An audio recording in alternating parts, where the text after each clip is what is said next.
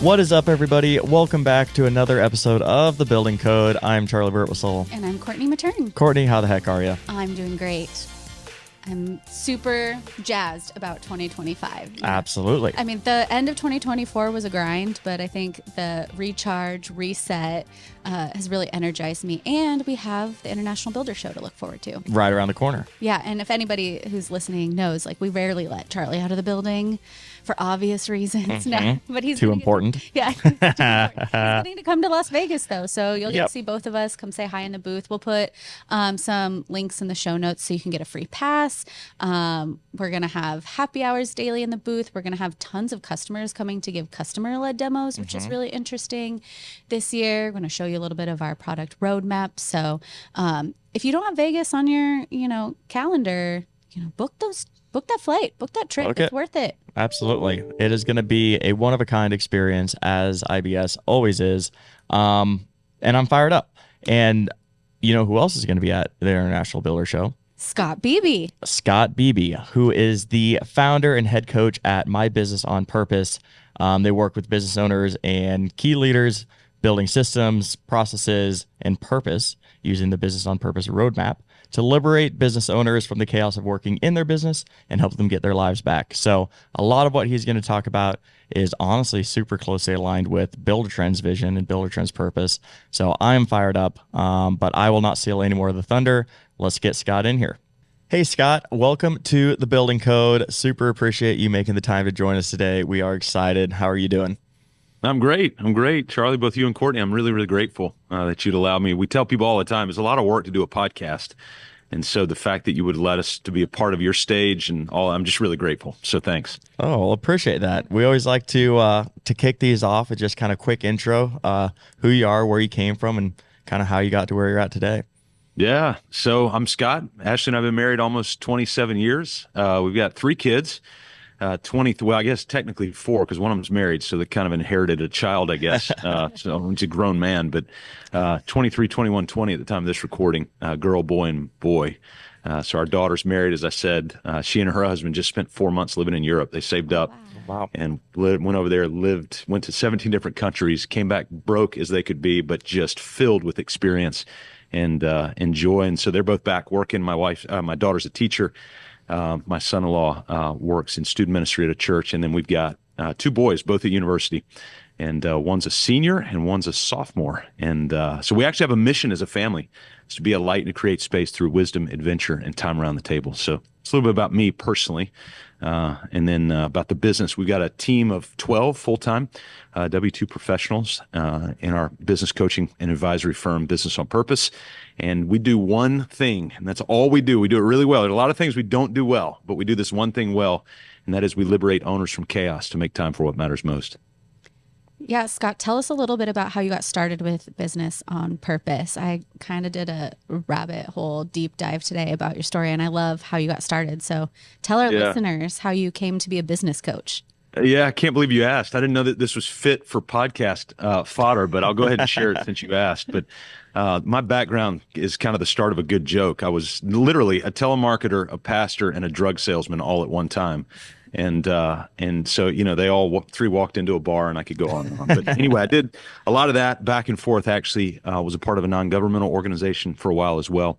And in February of 2015, my role was directly to the board of this it was a really small organization.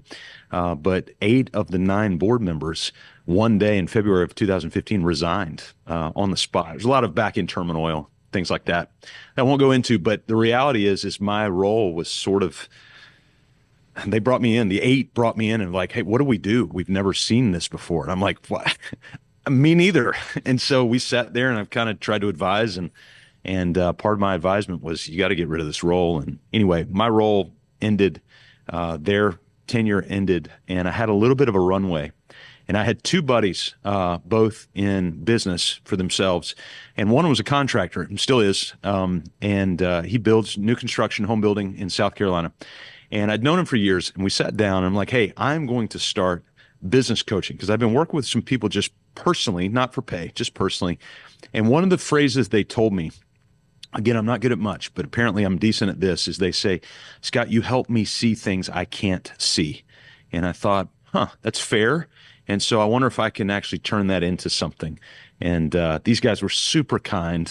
They allowed me to coach them.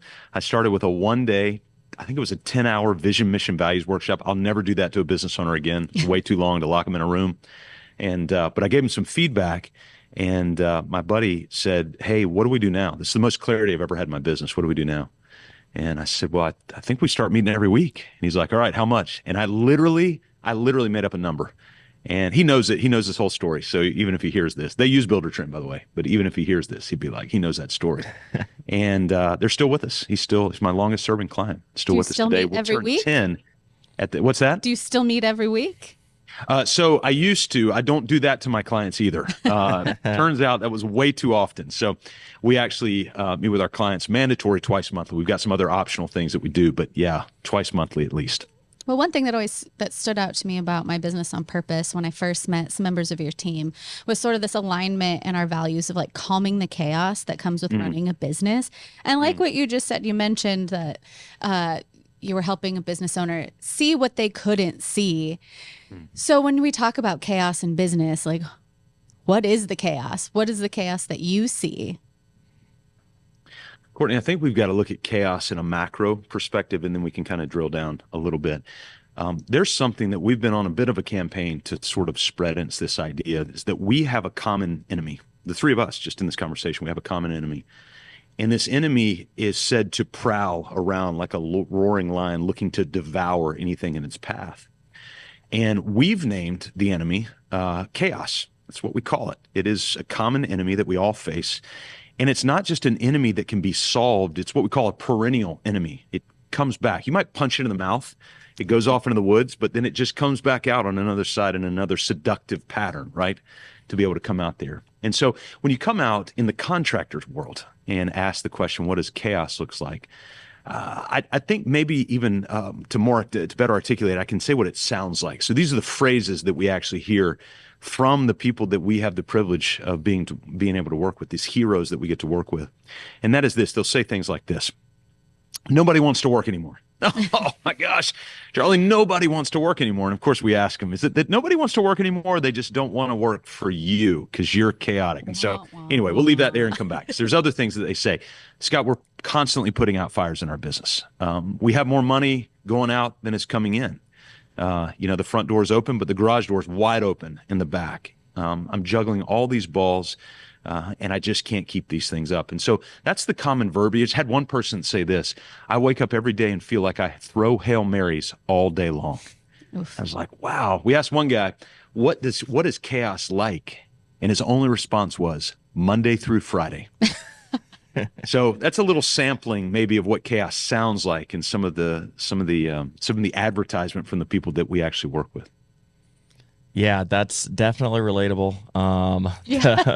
Some things that Courtney and I hear all the time. And again, that's why we're so excited to have you on today. Is my business on purpose. You guys' mission is so closely aligned to what we're trying to do with Buildertrend as well too. And a lot of the same, solutions, whether it's business coaching or a software system, exist when it comes to calming the chaos. Is how do we systematize this? How do we, get our arms around this and process everything out and have a better understanding of how our business is operating before we can understand what we need to do to change it. So yeah, just super excited to have you on. And you mentioned cash flow as one of the main things, or one of the agents of chaos that can come in and shake everything up. Shake everything up. And that was one of the reasons we wanted to have you on today, was talk a little bit about job costing and why it's so critical for construction companies to implement it efficiently, because that's kind of where everything starts or stops if you're going to make money or not, is making sure that you have a good understanding on how to do that. So is that something that My Business on Purpose helps their members with, and that your coaches can coach them up on? And why is that so important for a construction business to get right? Yeah, it's one of the elements. So when you take job costing, for instance, scheduling, whatever it might be, and you take those disciplines of a good contractor and put them, and a lot of times we want to get in the airplane and go above the landscape to see what's up there, and then come back down to the ground and work on it. So job cost is back sort of, let's call it 10 feet off the ground. It's not on the ground. You're looking a little bit, but you're not, 60,000 feet above the air. If we were to go 60,000 feet above the air, let's talk about how a business is built and where job costing fits in on that. So there's three primary layers of every business. whether you're selling remodeling services, new construction service, ice cream, hotel service, whatever it is that you're selling, software, there's 3 layers of every business. The first layer is what we call the foundational cornerstones of every business. And in our vernacular, we call it a business installation roadmap. When within that, there are 4 categories. And so we believe that those 4 cornerstones are purpose, people, process, and profit. You pull any one of those out and the house begins to fall. Now, within purpose, you've got things like articulated vision, mission, values. All these things have to be written, by the way. Michael Gerber said, if it's not written down, you don't own it. Yeah. We're a little bit harsher. We say if it's not written down, it doesn't exist. Yeah. But anyway, I'll leave it. And so you've got this purpose. Then you've got people, org charts, job roles, scorecards, all that. Then you've got process. Well, those are 4 major systems of the business: marketing, sales, ops, and admin. And again, in that order. And we can talk about that later as well. And then the cornerstone of profit. This is where you get into the cash flow, which eventually kind of goes back into sort of operations and profit. And that is job costing, scheduling, those sorts of things. So understanding that foundation helps you to understand that there's a slab sitting on top of those cornerstones, and that's what we call the process slab. So all the processes that it takes to run the business is in there. And a business could have hundreds or thousands of processes. But if we categorize them, marketing, sales, op, and admin, like right now, you all are in the marketing process of Buildertrend's overall system, because we're having this conversation on podcast. And so in those verticals, what those hold up are the 4 major walls: marketing, sales, ops, admin, on that. So when we talk about job costing, we're really talking about job costing, or a process that is on the concrete slab that sits on those foundations. And so what we'll usually tell people is, hey, you don't have a scheduling problem. You don't have a job costing problem. You don't have a profit problem. You don't have a sales problem, a marketing problem. You have a process problem. And so they think we have a product problem. Our product's not working and all that. It's like, no. What's happened is you've not made a radical commitment to taking everything you see, systematizing it, processing it. In other words, getting it out of your head into a captured place where other people can go grab that process and be able to work it with or without you, and preferably without you. Yeah. Because ultimately, contractors want to run and grow a company with or without them. And it's a misnomer when people come and say, well, you can't sell a home building company. Really? What would you tell the thousands of people who have? You can absolutely sell a home building company. What you cannot sell is a home building company that is solely run out of your head. We can't do that. And so that once we identify that we don't just have a job costing problem, but we have a process problem, then we can narrow down and start getting the job costing. Because quite frankly, you can look on YouTube and find out how to job cost. It's not that hard. The harder part is to look on YouTube and get somebody to motivate you to actually do the job costing. And so that's where, from a coaching advisory standpoint, you've got to have people outside of you going, hey, did you do it? Did you do it? You guys probably played sports or did something that required coaching growing up, right? And what was your most favorite phrase from your coach? Do it again. Like, not at all. We hated that phrase. But the reality is that phrase is what kept repetition, predictability, and meaning. We call those the RPMs of great leadership. And that phrase, do it again, allowed us the repetition, predictability, and meaning. So whatever tool you use for job costing, labor, materials, its basic definition, it's more about you just doing it over and over and over again than actually trying to find the perfect tool to do it. And so it's really about the discipline of repetition in the idea of job costing that will help maintain that cash flow, because you got to know if you're making money or not. Yeah, I love the way you teed that up, because one is the repetition, doing it again, again, again. But 2 is like that falls flat on its face unless you have the other 3 cornerstones in place, right? You could have the perfect job cost set up and understand it and be ready to go. But then if you can't implement it, right? Or if your schedule breaks down, or if you don't have the people to implement it, or you don't have the admin to actually track it, and like all those things work in tandem with each other. So I love the way that you phrase that up, and where the valuability of your coaches comes in is they have that holistic view, right? To understand it from start to finish. Yeah, you've got to be super careful, Charlie. And we'll like next week, I'll be speaking at Tampa at their Build Expo. So we go to these all over the country and go speak, and we'll get questions. People come and they'll ask us or tell us, hey, are you going to speak on blank? And we say, well, we can certainly handle that during either the talk time or the Q&A time. But really, I don't know that that's your problem. I think that's a symptom of your problem, or maybe a sign of your problem, but I'm not sure that that's your problem. So take, for instance, we'll get this one a ton. I need more sales. Oh, okay. What do you mean? Well, I just need more sales. And there's even phraseology that says sales solves everything. Well, does sales solve everything, or is our sales gasoline that you throw on an already burning fire? So if you have a controlled burn, which we do a lot of in South Carolina, by the way, which control burn the base, right? And you pour gasoline on a controlled burn, you get more controlled burn. But if you have an outrageous roaring fire, think of the fires in Los Angeles, then you've got this outrageous burn. Well, you're going to throw more gasoline on that? Please don't. And so there are a lot of contractors that think sales solves everything, marketing solves everything, job costing solves everything. But to your point, Charlie, this holistic view to be able to go, hey, we can solve your job costing issue. It's a process problem. We can solve your scheduling issue. It's a process problem. So let's go back to that and create these things along with the habitual repetition, predictability, and meaning. So it's not just you're doing it, but there's meaning involved with it, and you understand why you're doing it. And for us, that's to liberate owners from chaos. Well, and more sales probably isn't going to solve the problem if you don't have the right people. It's actually going to make it worse, right? Like, what is it to take on more work? Like, what good is it to take on more work when you can't get it done well or get it done profitably? And I think, too, that's one of our big points heading into this new year with our customers who have used Buildertrend for a long time for things like scheduling or to-dos. And it's like, that's great. Like, you're building a dream house, you're keeping everybody in the loop, but another part of business is making sure that you make money.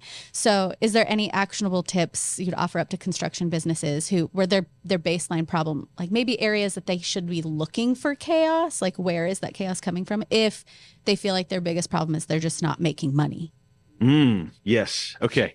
So this is always an interesting one to me, especially in the construction space, because construction is a beautiful animal and it's an ugly animal all at the same time. You can make a lot of money really fast, and you can lose a lot of money really fast, all in this construction space. And so money is definitely an issue. Obviously, cash flow has to be an issue depending on what kind of construction you're in. But in the type of construction you all mainly deal with in the Buildertrend space, is what you're dealing with is an issue where you've got a large sum of money, sometimes upwards of 80-90% of every dollar that comes in goes right back out. So we tell contractors all the time, you realize you're not actually a builder. Please don't be offended, but you're a manager. And more than that, you're an accounting firm moving money back and forth. And so a lot of times when you get a $100,000 receivable in, $80,000 of that in a typical new construction home building company, $80,000 of that might go right back out to labor, supply, vendors, that sort of thing. And so you're left with the 20 grand. So we've got a principle in this financial literacy that we teach, and it says this: a dollar is not a dollar. And so if we can just hang that for right now. So what does that mean? Go one level lower. A dollar in is always less than a dollar. A dollar out is always more than a dollar. So take Courtney and Charlie, for you guys, your paychecks when you get them, and you get a paychecks for X. Do you get to keep X? No, it's X minus whatever. So a dollar in is always less than a dollar, but a dollar out is always more. So wherever you guys went to eat lunch today, the sandwich was $9.99. Did you pay $9.99? No, you paid $11.15, especially after they said, hey, I'm just going to turn around the screen, Courtney, and you can answer a few questions. Yeah, I paid a $4 delivery fee today for my sandwich. Yeah. And so it's just, all you're doing though is answering a few questions, even though you're just giving money away. But whatever, we can talk about that later too. Okay, so this dollar is not a dollar. Dollar in is less than a dollar out is more than a dollar. And there's a thing called Parkinson's Law. Mike Michalowicz talks about this a lot with his profit first methodology. But in it, he says work expands to the time allotted. Well, with bank accounts, it's sort of inverse. Is money retains based on the number of bank accounts. So if you take $100,000, $500,000, $1 million, put it all in one bank account, it's going to leak. If you lose 15 grand, you're not going to know, right? Because it's 15 grand. Now in my world, I'm like 15 grand. But if it's in a bucket of $1 million, you're not going to see it. But if I can take that same $1 million and divide it 10 ways on 10 different bank accounts for 10 different purposes, all of a sudden a $15,000 drop in one account, I'm going to notice right away. So there's a principle that if you can just take every dollar that comes into the business and cut it up, subdivide it. It's like Dave Ramsey for business is all it is. And you're putting it in its different envelopes. You can go open bank accounts at the bank. Well, my banks charge me fee. Then fire them. Go hire another bank. There are plenty of banks that would love to have your millions of dollars of deposits every year. That's how they make money. And so you can start to subdivide their bank account and begin to name where each dollar goes. Over here in the operating expense account, the capital expense account, and all of those. And the next thing you know, now they can afford software because they've got an operating account that's flooded with cash to be able to afford those things. They're not worried about all of this other stuff. And so the software can help them. The team members can help them. The 1099 subcontractors can help. All these people can help because they've got resources to be able to do that with. I'm taking furious notes. Hopefully I can also improve my own finances after this episode. Yeah, the lull and silence there. Courtney and I are both just over here frequently scribbling notes down, so apologies there. The thing is, Charlie, with our as our kids were growing up, we did a thing at our house where 2 of our kids are boys, as I mentioned. And so we'd have those 2 boys bring a bunch of boys over to our house on Tuesday nights. We'd sit around the fire, and Ashley would cook like chili and just bulk food is what we called it. She'd cook a lot of bulk food. And we'd have 5 or 10 or 12 or 13 guys at our house. And we would talk about real stuff. But one of the things we talked about was money, a lot. And we worked on this principle. A guy named Andy Stanley said it: give, save, live. Give, save, live. So even those 3 categories, that's what you're doing, is you're subdividing your cash into those categories to be able to go. So if you can begin to subdivide cash, and I know there's a lot of people in contracting space that go, gosh, Scott, there's too much money to be able to deal with that. No, there's not. We've got businesses up to about $65 million that are working this process. So you are not too big to be able to do this. Once you get to about $100 million, that brings in some deeper level CFO level stuff and things that you got to think about. And I get it. But up until that, you really have no excuse, and you need to start subdividing your money. You can do it at work and at home. Yeah, I love that. One of the things that I keep coming back to is like, I don't know, Courtney and I are scribbling down notes right now because like we're sponges. Like we love to learn. That's why we tricked them into letting us host the podcast. It's just a front row seat classes that I mean, I could go to college, or I could sit here and host the podcast and learn just as much. And luckily, a lot of the people that we work with kind of have that growth mindset as well too. But everything that you're kind of preaching only works really if people are committed to changing. So talk to us a little bit about how you get people on board. Like what we hear all the time is like, I've been running my business for 15 years now and it's worked fine. I'm sure that's pushback that you guys hear a lot too, is like, how do you convince them that there is something better, even if it has been working fine, and commit to doing these things and making changes? Because change is hard, right? And but there's always a better way, right? And that's a phrase that we live by here at Buildertrend as well too. Yeah, that's a really good question, Charlie. So I think it was John Maxwell wrote a book, something like Great Leaders Ask Great Questions. And one of the questions you just asked me is, how do we convince an owner? And we tried to do that. We used to do that, try to motivate them and convince them and inspire them and all that sorts of things. And we realized that whatever we tried to motivate them with was really more about us, kind of our dream for them rather than their dream for themselves.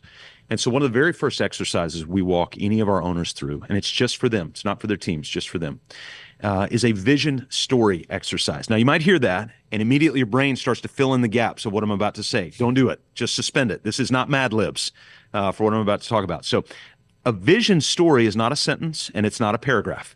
It does not sound like, we wish to be the world's premier software, and like, I don't care. None of that's motivating for me. And so what we did is it's actually one of the very first templates we rolled out to those clients that I told you about.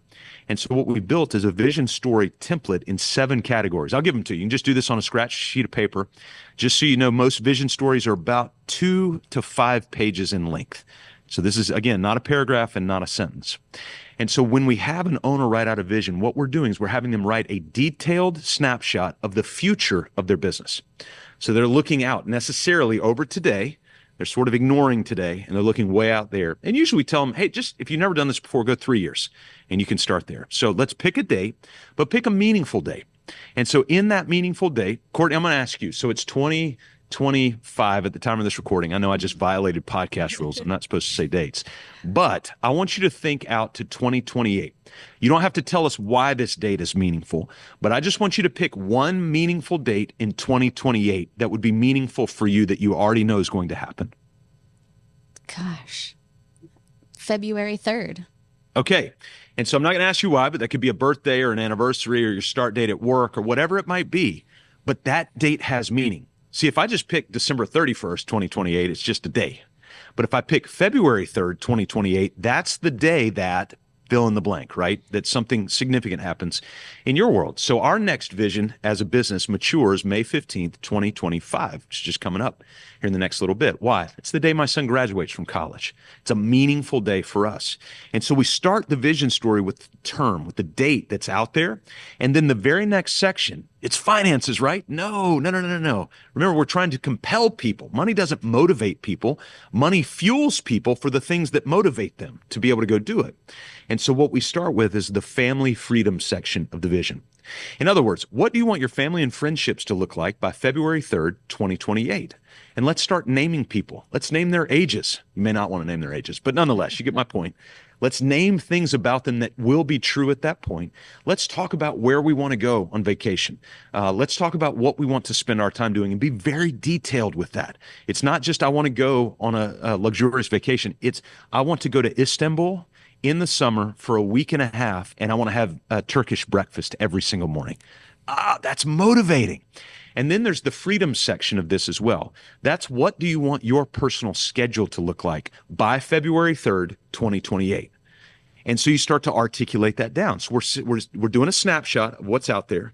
Now, I'm not a voodoo guy. I don't get into all this ethereal stuff and whatever. I'm a spiritual guy, but not like a, name it, claim it, whatever. But there's something meaningful about writing things down and then starting to go for those. So we got the term, the family freedom.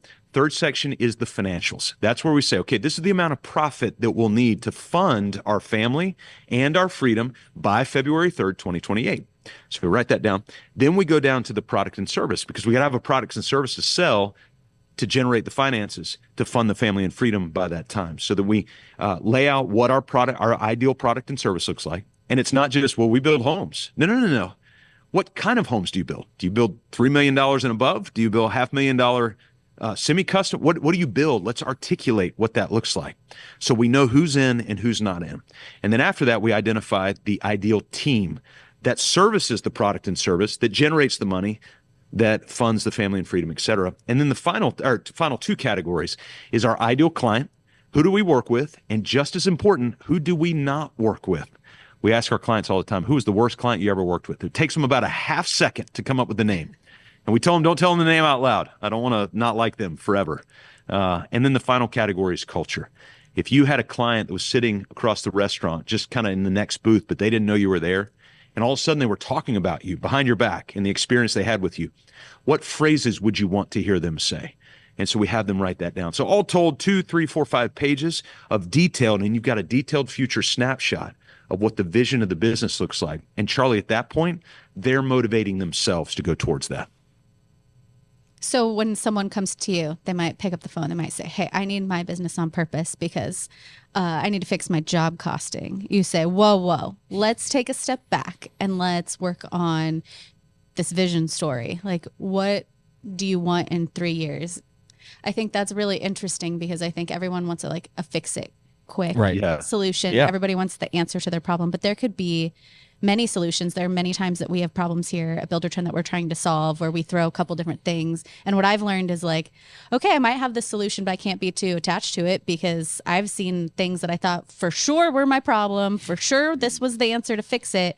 And it actually ended up being something completely different. But if you know, the long-term goal of where you want to be, it makes it easier to not worry about those small things and maybe fix something that's even bigger.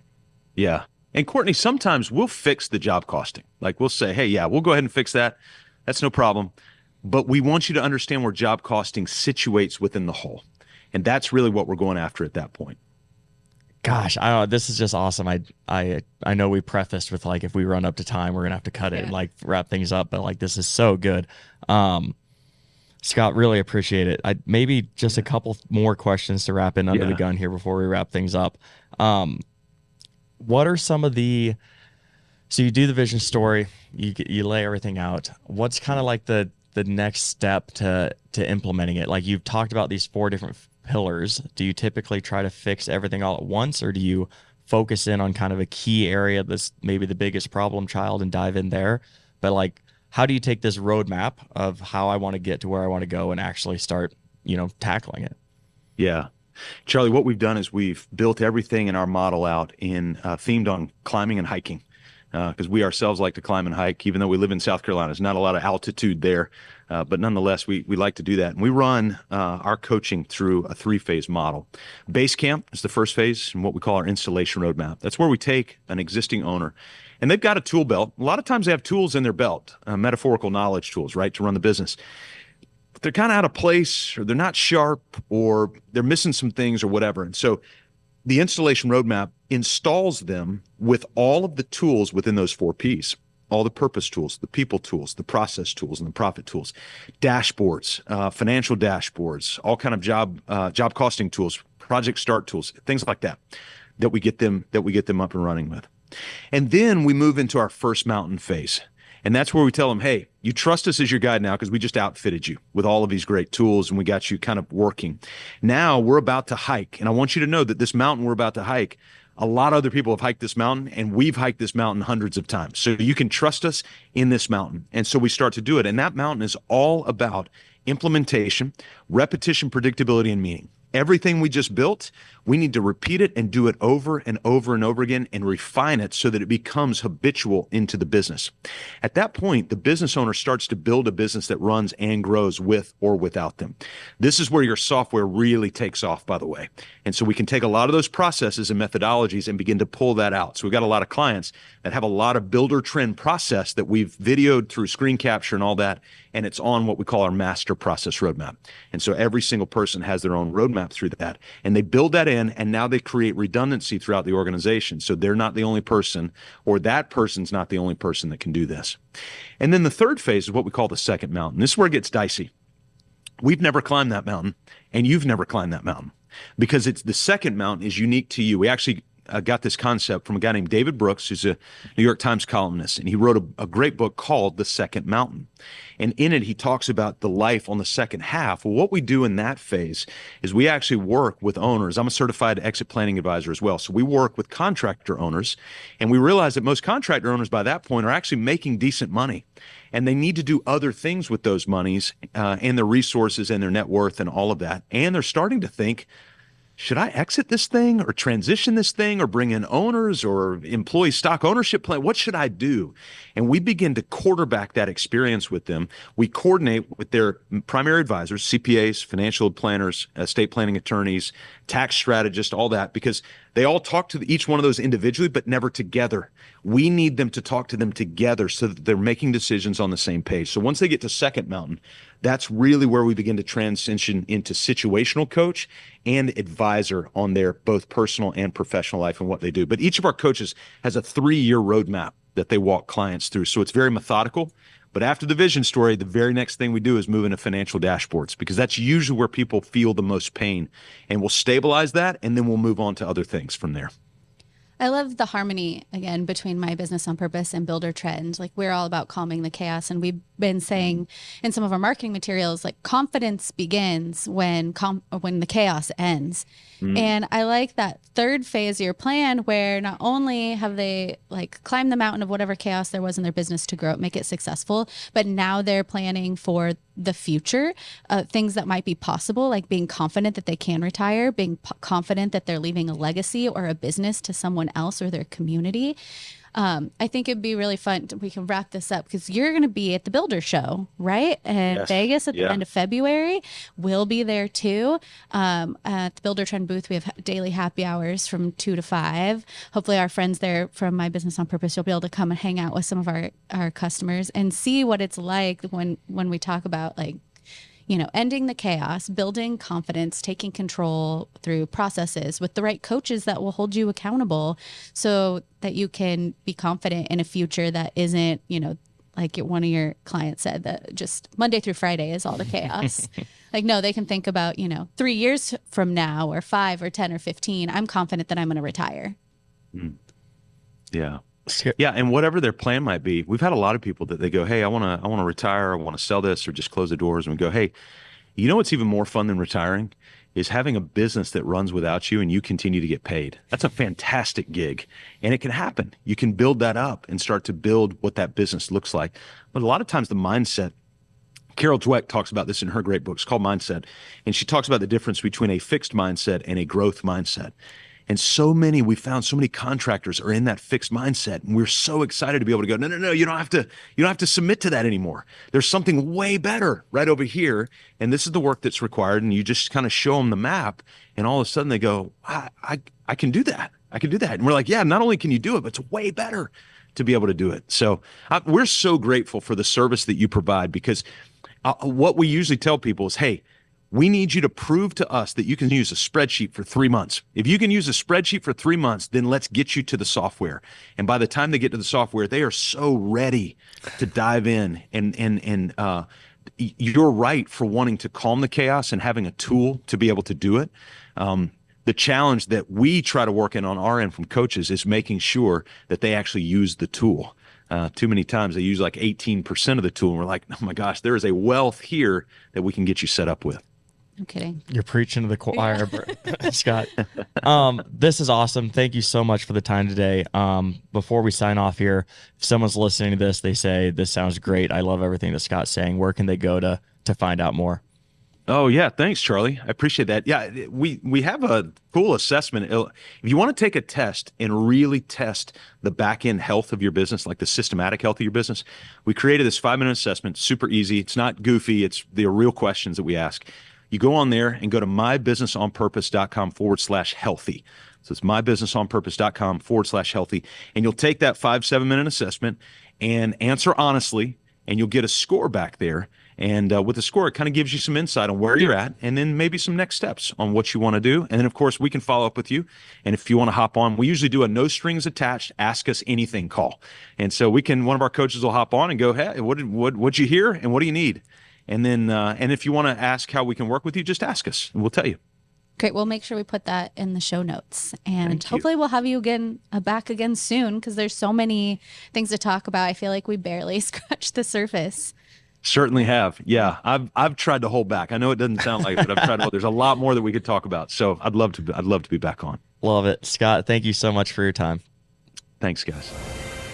Well, we just heard from Scott Beebe, founder and head coach at My Business on Purpose. Fantastic guy, fantastic interview. Courtney, what did you think?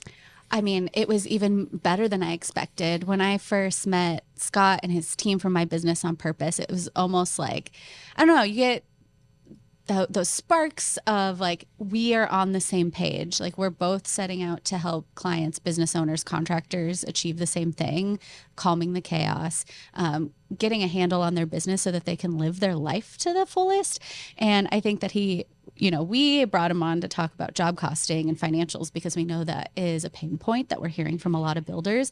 But he kind of forces us to take a step back and say, okay, wait, you think you know what your problem is, but it might just be a symptom. And I think that that's why he's the business coach. Yeah. You know, what's funny is like, he was taking the same approach with us that he was describing that he takes with his prospects or clients, of like, we were wanting to talk about this one specific issue.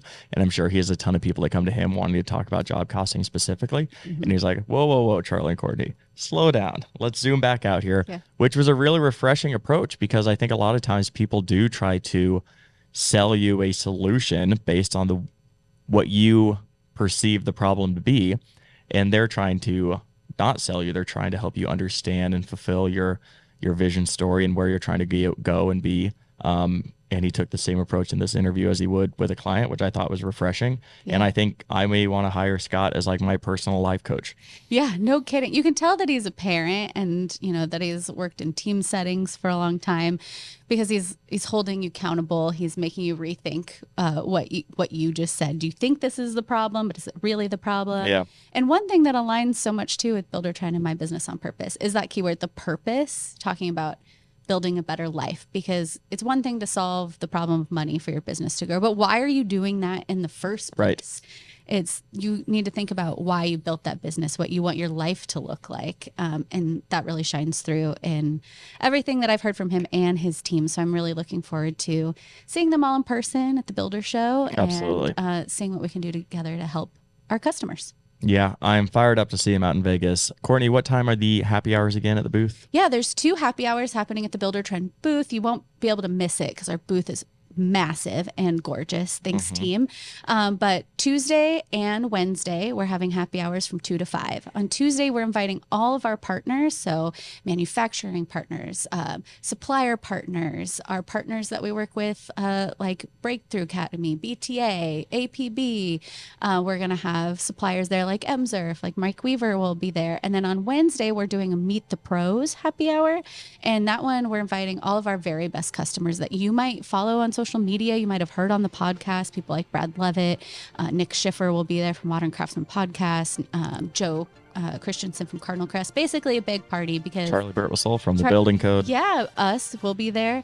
But it's just a chance for you to get to hear from other builders like you, get to meet and kind of build that sense of community that really I deep down believe that really sets Buildertrend apart is, all the people that are using it and all the advice we share and the ways that we lift each other up.